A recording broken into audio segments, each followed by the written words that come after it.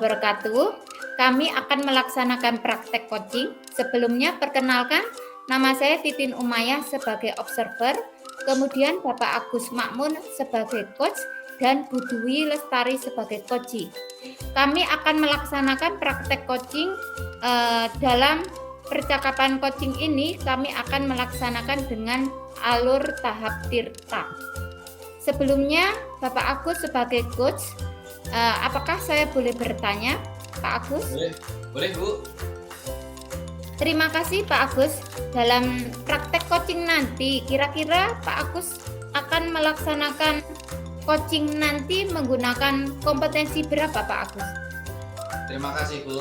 Dalam praktek coaching kali ini saya akan mengembangkan yaitu kompetensi inti berkaitan dengan coaching. Yang pertama adalah kehadiran penuh atau presence, kemudian mendengarkan dengan aktif, dan kompetensi yang ketiga yaitu mengajukan pertanyaan berbobot. Demikian Bu. Ya, berarti nanti dalam percakapan coaching ini kompetensi yang akan dikembangkan oleh Pak Agus 3 kompetensi ya Pak Agus? Betul Bu. Nah, kemudian nanti kira-kira dalam praktek percakapan coaching, kira-kira kompetensi mana yang ingin dikembangkan Pak Agus? Ya Bu, dari ketiga kompetensi yang akan kita lalui, yang untuk lebih spesifiknya adalah pengembangan pada kompetensi mendengarkan dengan aktif Bu. Jadi saya ambil salah satu untuk yang lebih ditekankan, yaitu mendengarkan dengan aktif. Demikian Bu. Oh ya, kompetensi yang ingin dikembangkan mendengarkan dengan aktif ya Pak Agus. Kemudian indikator yang dikembangkan untuk ketercapaiannya bagaimana Pak Agus? Ya Bu, dengan kompetensi mendengarkan dengan aktif, nanti diharapkan dalam pelaksanaan coaching ini saya bisa lebih mendengarkan dengan aktif dari apa yang disampaikan oleh coachee, dalam hal ini adalah Bu Dwi, dengan apa yang disampaikan, dengan permasalahan apa yang dihadapi oleh coachee atau Bu Dwi, sehingga saya bisa menyampaikan pertanyaan-pertanyaan yang berbobot, sehingga nanti bisa lebih memahami dan kedepannya bisa bersama-sama mendiskusikan solusi yang akan kita laksanakan terhadap permasalahan yang dihadapi oleh coachee, yaitu dalam hal ini adalah Bu Dwi dalam kegiatan pembelajaran di kelas Bu. Demikian Bu. Oh ya, harapannya pastinya sangat membantu sekali ya Pak Agus dalam pelaksanaan coaching ini. Nantinya saya bertugas sebagai observer akan mengamati jalannya pelaksanaan coaching, yaitu Bapak Agus sebagai coach dan Bu Dwi sebagai coachee. Begitu ya Pak Agus dan Bu Dwi. Ya. Silakan Ya, untuk selanjutnya. Ya, harapannya adalah nanti sebagai coach bisa harapannya sebagai coach nanti bisa membantu memberikan solusi pada permasalahan yang dihadapi oleh coachee. Demikian Bu. Oh iya, terima kasih. Selanjutnya Bapak Agus sebagai coach dan Bu Dwi sebagai coachee untuk bisa mempraktekkan coaching dengan baik. Saya sebagai observer akan melakukan pengamatan selama jalannya coaching ini. Monggo. Ya Bu, terima kasih. Assalamualaikum Pak Agus. Waalaikumsalam Bu Dwi. Pak Agus, mohon maaf saya mengganggu waktunya sebentar. Saya ingin berbincang dengan Bapak terkait masalah dalam pembelajaran, Pak. Oh iya Bu, silakan Bu. Tapi sebelumnya bagaimana ini kabar Ibu? Sepertinya Bu ada sesuatu yang dihadapi ya Bu ya? Iya Pak, ada suatu masalah dalam pembelajaran IPA di kelas 7 yang saya ampu ini Pak. Oh iya Bu. Wah, masalahnya sepertinya agak membuat Ibu agak gimana gitu ya. Soalnya sepertinya Ibu merasa agak sedih atau bagaimana ini. Silakan Bu, nanti bisa ceritakan apa permasalahan yang dihadapi oleh Ibu. Silakan Bu, nanti kita bisa saling sharing lah Bu, seperti itu. Baik Pak Agus, terima kasih banyak atas waktunya. Begini Pak, dalam waktu hampir satu bulan ini ya, saya mengajar di kelas 7. Saya merasa sedih karena ternyata anak-anak kelas 7, di mana mereka itu baru dari SD, ternyata belum lancar menghitung, Pak. Padahal untuk pembelajaran IPA sendiri, kemampuan berhitung menurut saya itu akan sangat penting karena nanti di bab-bab selanjutnya setelah bab 1 ini, anak-anak akan butuh kemampuan tersebut, Pak. Oh, seperti itu ya Bu ya. Iya, Wah, Pak.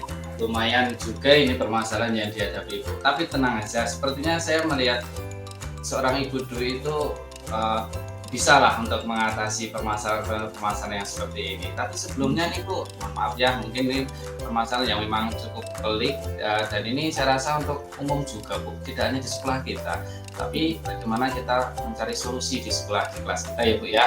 Baik. Tapi sebelumnya Bu, mungkin dari diskusi kita kali ini Bu, Mm-mm. tujuan dari pertemuan ini mungkin yang akan kita capai atau yang ingin Ibu harapkan dari pertemuan ini apa ya Bu ya? Apa ya Pak? Ya saya berharap dari percakapan saya dengan Pak Agus ini, saya dapat menemukan suatu jalan keluar atau mungkin solusi ya Pak ya, sehingga anak-anak nanti bisa memiliki kemampuan berhitung yang lebih baik daripada yang sekarang Pak. Seperti itu. Wah, ya Bu, bagus. Dengan kita mengadakan pertemuan ini, semoga harapannya dari tujuan yang diharapkan dari Ibu, semoga kita bisa mencari solusi agar pembelajaran bisa berjalan dengan baik ya Bu, Iya, tidak Pak. ada ketinggalan, kemudian anak-anak merasa belum mampu juga nanti bisa ada kompetensi yang lebih meningkat. Baik. Ibu, terima kasih, nanti kita sharing bersama. Tapi mungkin dari skala 1 sampai 10 nih, posisi Ibu dalam mencapai tujuan tersebut Bu, kira-kira sudah ada di posisi mana ini? Posisi berapa ya Pak ya? Dari 1 sampai 10, kalau saya melihat anak didik saya yang kelas 7 ini dari 7F sampai H, itu kalau saya lihat dari hasil kemarin, saya melakukan tes diagnostik untuk penghitungan awal, kok sepertinya di skala 5 ya Pak, masih jauh dari apa ya tujuan saya, agak jauh gitu Pak. Wah, memang ya Bu ya, di kelas 7 kemampuannya masih sangat beragam, apalagi kan dari sekolah yang berbeda-beda, di sekolah yang satu dengan sekolah yang lain itu kan cara penyampaiannya pun pasti juga berbeda-beda. Jadi begini Bu Dwi, ini memang keterampilan anak memang butuh ya Bu, butuh bimbingan juga. Nah, di sini mungkin menurut pengamatan Ibu nih selama ini dari kelas yang dihadapi yang ada permasalahan ini, kira-kira nih Bu, menurut Ibu yang ada yang sudah terampil, ada yang masih belum terampil, dan ada yang sudah terampil sekali gitu. Menurut Ibu ini lebih banyak yang sudah terampil atau lebih banyak yang belum ya Bu ya kira-kira ini? Kalau berdasarkan tes kemarin, sebenarnya ya ada Pak, 1 anak atau 2-3 anak lah yang sudah sebenarnya terampil. Misalnya sudah bisa melakukan ini Pak, perkalian desimal sudah pandai, kemudian ada juga yang sudah bisa sebenarnya untuk operasional perpangkatan itu juga sudah bisa, tapi lebih banyak anak-anak yang untuk pembagian sederhana setingkat SD saja mereka kesulitan Pak, lebih banyak yang itu Pak. Oh seperti itu ya Bu, jadi malah lebih banyak yang belum ya Bu ya? Iya Pak, itu yang membuat saya bingung ini Pak. Iya, ya ini mungkin memang dari kemampuannya yang masih berbeda-beda ini Bu, jadi memang kalau ada anak-anak yang belum memahami, belum mahir ini perlu diadakan pembimbingan mungkin Bu, seperti itu. Karena lebih banyak yang belum, maka ini berarti perlu sesuatu hal yang mungkin lebih menarik ke anak sehingga lebih termotivasi dan lebih bisa mengembangkan kemampuan dalam berhitungnya ini Bu. Iya. Mungkin kira-kira ya Bu ya, kira-kira dari anak-anak tersebut kenapa ya kok kemampuannya masih lemah itu ya? Apakah dari intrinsik atau dari ekstrinsik atau dari apa ya Bu kira-kira ya? Hmm, dari apa ya Pak ya? Kalau anak-anak kelas 7 sekarang cenderung berhitungnya rendah, itu karena mereka sudah dari awal, aku nggak suka matematika gitu Pak. Jadi kayak udah dari diri sendiri tuh, mereka memang nggak mau kalau dikasih soal hitung-hitungan sudah menyerah, aduh ngitung lagi gitu.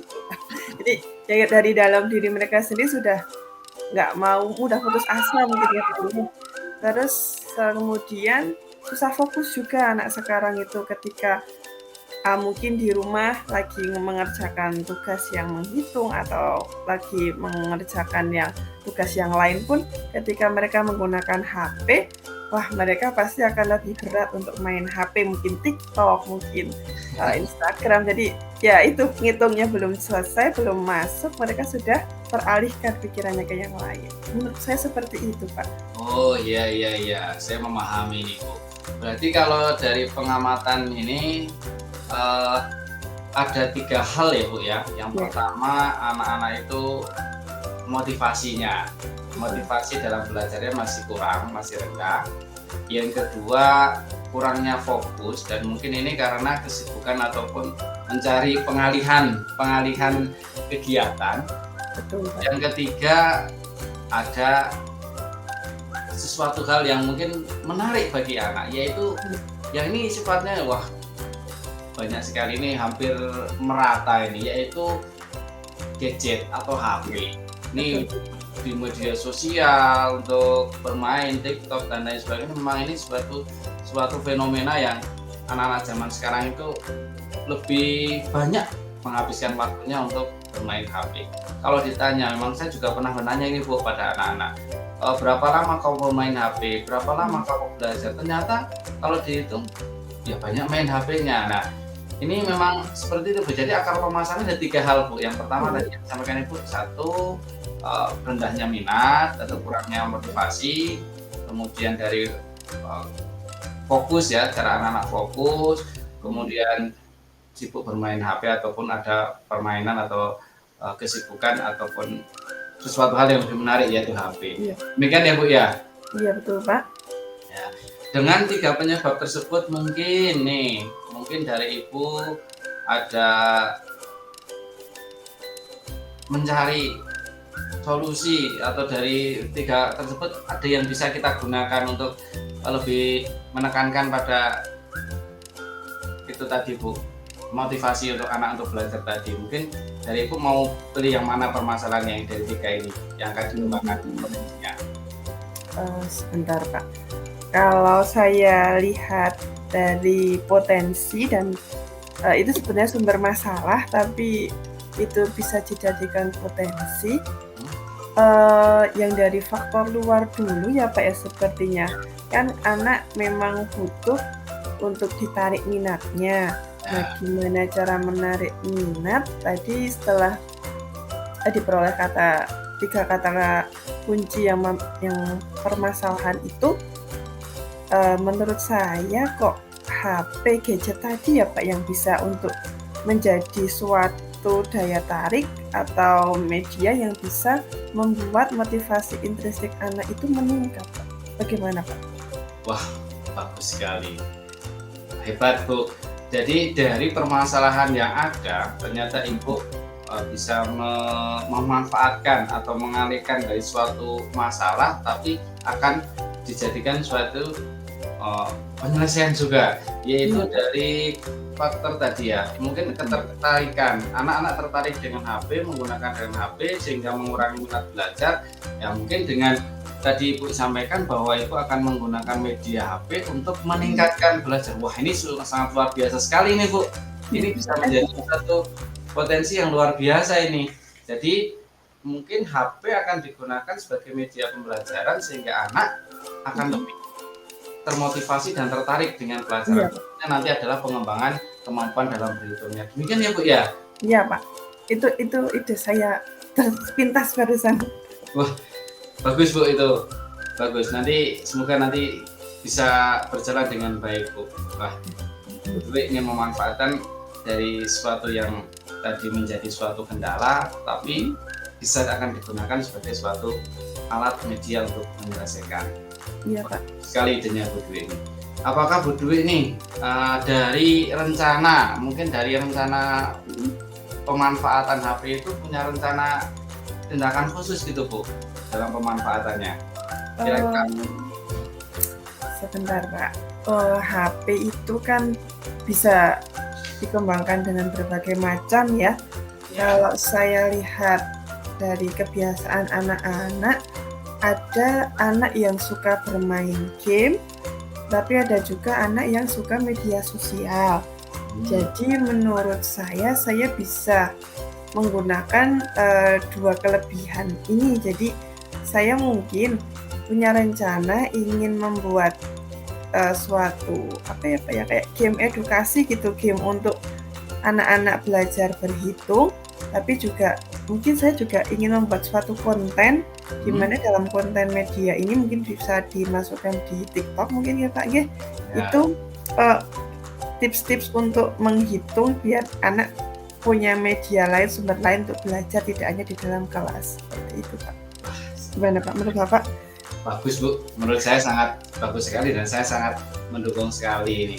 Dalam arti bahwa bisa memanfaatkan apa yang disukai anak tersebut sehingga anak akan lebih termotivasi dan juga dengan kebiasaan-kebiasaan yang dilakukan oleh anak, yaitu bermain TikTok, mungkin bermedia sosial, kemudian membuat konten, itu kan sangat hal-hal yang disukai oleh anak. Ketika anak merasa suka, nanti kan pengembangan potensinya akan lebih bisa diterima.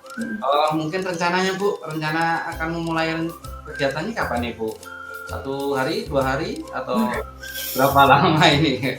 Kalau 1 hari terlalu cepat Pak sepertinya. Mungkin saya akan menentukan ini dulu ya Pak, ke game quiz dulu. Di game quiz rencana mungkin saya akan membutuhkan perencanaan sekitar 1 minggu. Kemudian akan membuat konsep storyboardnya 1 minggu. Jadi untuk yang game quiz 2 minggu lagi mungkin Pak saya lakukan. Kemudian untuk yang konten mengikuti setelah itu. Sudah terencana ya Bu ya, malah bagus nih. Jadi ada pemanfaatan, kemudian terencana, akan direncanakan pelaksanaan waktunya, time schedule-nya itu bagus 1-2 minggu. Kemudian nanti kontennya berikutnya sambil kuisnya berjalan seperti itu. Nanti semoga ini berjalan dengan baik Bu. Nanti kabarnya ini. Nah kira-kira apakah dalam pelaksanaan itu Ibu bisa melaksanakan sendiri atau butuh bantuan dari rekan yang lain Bu? Kalau sendiri sepertinya kok berat ya Pak ya. Saya mungkin bisa ini ya Pak ya, mengajak rekan yang karena ini merupakan media pengembangan teknologi informasi, saya akan mencoba meminta bantuan dari Pak Ripo yang merupakan guru pengampu TIK, dan satu lagi saya akan meminta bantuan Bu Leni yang merupakan guru mapel IPA juga di sekolah saya Pak. Ya Bu, memang dalam pelaksanaan itu kita memang kalau bisa jangan sendiri. Artinya kita kan butuh kolaborasi ya Bu. Jadi itu bagus. Jadi udah berencana untuk melibatkan orang lain. Dalam hal ini rekan, ada rekan MDMT, kemudian ada rekan yang ahli di bidang IT. Jadi nanti dalam pengembangannya itu kita akan lebih bisa bekerja sama dan akan lebih mudah dikembangkan. Ini sangat bagus sekali Bu. Jadi bisa melibatkan orang lain, teman sejawat, rekan-rekan itu dalam pengembangan kegiatan pembelajaran khususnya di mapel IPA yang dipelajarkan. Ini akan sangat menarik. Saya tunggu Bu nanti hasilnya. Ini kan Ibu kan sudah punya rencana ada, kemudian rekan-rekannya ada, kemudian alokasi waktunya ada, dan juga ini saya sangat tidak sabar nih Bu untuk melihat aksi Ibu ini nanti hasilnya semacam apa. Dan saya harapkan nanti dengan apa yang dirasakan Ibu itu kemampuan dari anak-anak itu meningkat sehingga permasalahan yang Ibu hadapi ketika mapel tersebut khususnya dalam hal berhitung bisa teratasi. Ini sangat luar biasa sekali. Oke Bu, seperti itu ya Bu ya. Semoga bisa berjalan dengan lancar. Amin. Dan jangan lupa untuk selalu semangat Siap. dan juga bekerja sama dengan teman. Demikian Bu. Ya, terima kasih Pak Agus atas motivasinya, atas dukungannya. Saya berharap ketika bertemu Bapak Subhan lagi, saya sudah membawa cerita yang berbeda dan bisa meningkatkan keterampilan berhitung anak ya Pak G. Terima kasih sekali Pak Agus. Semoga Pak Bu, Agus tetap semangat. Ya. Jangan lupa untuk nanti kasih kabarnya berikutnya. Baik Pak. Ya, makasih Bu. Ya, sampai-sampai Pak. Assalamualaikum. Assalamualaikum warahmatullahi wabarakatuh. Terima kasih kepada Bapak Agus Makmun dan Bu Dwi Lestari sudah mempraktekkan coaching dengan baik. Saya di sini sebagai observer. Dalam pengamatan saya sangat mengapresiasi tadi pada saat pelaksanaan praktek coaching sangat luar biasa. Dari pengamatan yang saya amati sesuai dengan rubrik penilaian saya, dari pengamatan saya sudah melaksanakan praktek coaching dengan alur tirta, di mana dari tahapan tirta yang saya amati, dari tahap tujuan, tadi Bapak Agus sudah menanyakan kepada Bu Dwi untuk tujuan dari pelaksanaan coaching ini sudah terlaksana dengan baik. Kemudian pada saat identifikasi saya mengamati tadi Pak Agus menanyakan kepada Bu Dwi, kemudian Bu Dwi bisa menyampaikan sesuai dengan sesuai fakta berkat dari pertanyaan dari Pak Agus. Bu Dwi tadi saya amati bisa menggali fakta-fakta yang ada, kemudian bisa memunculkan ide-ide, dan juga Pak Agus sangat pandai dalam menggali pertanyaan yang berbobot. Kemudian dari rencana aksi saya melihat dalam situasi yang dihadapi Bu Dwi juga menyampaikan ide-ide gagasan itu dari kehendak sendiri.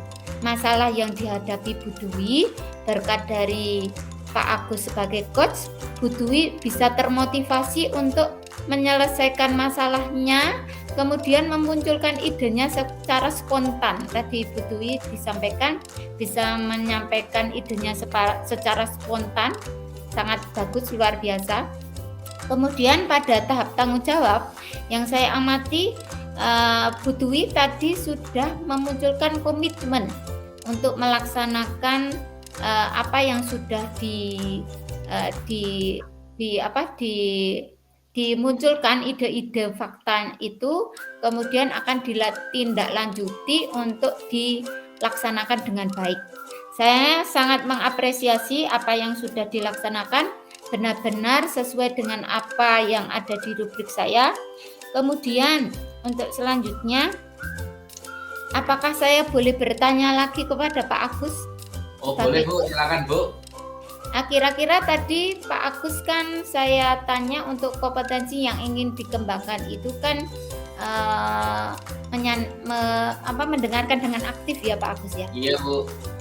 Kira-kira menurut Pak Agus untuk kompetensi lain yang ingin dikembangkan ada lagi Pak Agus? Dalam kegiatan coaching selain mendengarkan dengan aktif, saya juga nanti akan lebih mengembangkan pada menanyakan, membuat pertanyaan yang berbobot Bu, karena dengan membuat pertanyaan berbobot akan lebih bisa menggali dari permasalahan-permasalahan yang dihadapi refleksi. Demikian Bu. Oh ya, sangat bagus sekali. Ini tadi dari apa yang sudah dipraktekkan, apa yang sudah kita amati, saya sebagai observer mengamati, juga Pak Agus sangat luar biasa.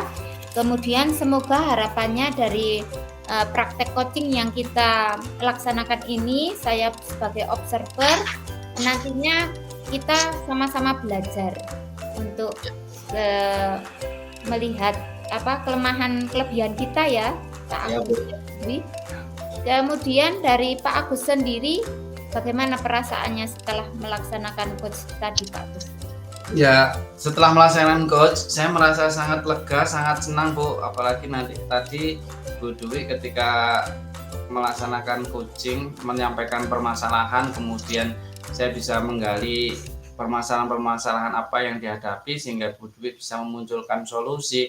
Itu ada perasaan senang Bu ketika saya bisa membantu seorang Bu Dwi untuk menemukan permasalahannya dan bisa merencanakan untuk mengatasi permasalahan yang dihadapi tersebut. Ya Bu. Oh ya, alhamdulillah. Harapannya pastinya nanti ke depan bisa melaksanakan coaching dengan baik ya Pak Agus. Iya Bu. Nanti dengan demikian kan nanti bisa melaksanakan coaching ke depan bisa lebih baik lagi dan bisa mengembangkan kompetensi yang lainnya lagi Bu, mulai dari yang selain tadi yang dikembangkan, yaitu bisa memunculkan pertanyaan yang berbobot yang tadi ingin saya kembangkan lebih lanjut lagi Bu. Ya, berarti ini tadi yang disampaikan Pak Agus dari pelaksanaan coaching ini, kira-kira apa yang ingin didapatkan Pak Agus? Yang ingin saya dapatkan adalah bahwa nanti saya bisa menerapkan praktek coaching ini dengan baik Bu, sehingga bisa lebih banyak membantu teman-teman rekan-rekan yang mengalami permasalahan dalam kegiatan pembelajaran, sehingga bisa menemukan solusinya untuk menyelesaikan permasalahannya tersebut. Dan tentunya dengan melaksanakan coaching dengan baik kan bisa mengembangkan, selain mengembangkan potensi saya, juga saya bisa membantu teman-teman. Demikian Bu. Sangat luar biasa apa yang disampaikan Pak Agus sebagai coach. Harapannya nanti bisa mengembangkan kompetensi dari Pak Agus untuk bisa berbagi dengan teman-teman untuk membantu permasalahan dari teman-teman yang mengalami masalah ya Pak Agus. Iya Bu. Sekian. Kemudian saya akhiri untuk pelaksanaan praktek coaching hari ini. Saya selaku observer, kemudian Pak Agus sebagai coach dan Bu Dwi sebagai coachee mengucapkan mohon maaf yang sebesar-besarnya dalam praktek pelaksanaan coaching ini. Banyak khilaf, banyak salah. Kami akhiri. Wassalamualaikum warahmatullahi wabarakatuh. Waalaikumsalam warahmatullahi wabarakatuh.